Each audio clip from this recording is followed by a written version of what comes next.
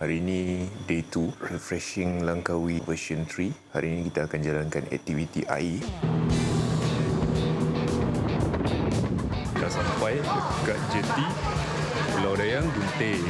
Avocado.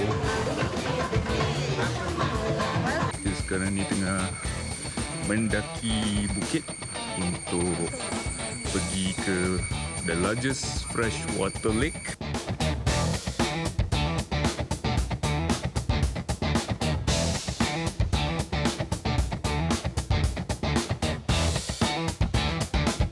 Kita dah sampai dekat spot nombor 2. Kita akan memancing. Tak pernah tapi nak try. Masih bang. Dapat try. Weh, aku mancing. Betul belit lah. Itulah dia. Macam itulah aku mancing. Okey. Cubaan kedua. Let's go.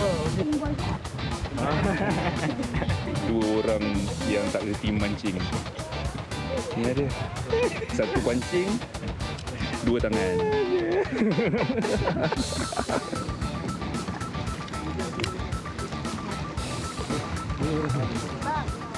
Kenapa tak boleh baling abang?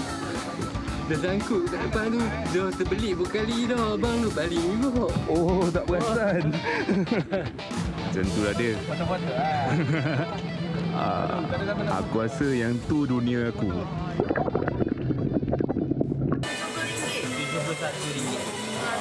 Okey, kita baru balik daripada island hopping dengan menangkap ikan tadi yang mana aku tak dapat apa-apa ikan. So inilah ikan yang kita dapat dekat Jebat Restoran. Collect ataupun ni lah. Ataupun tag dia lah. Oh. Oh ya. You cara Tarik dia sini. macam ni. Nanti. Okey.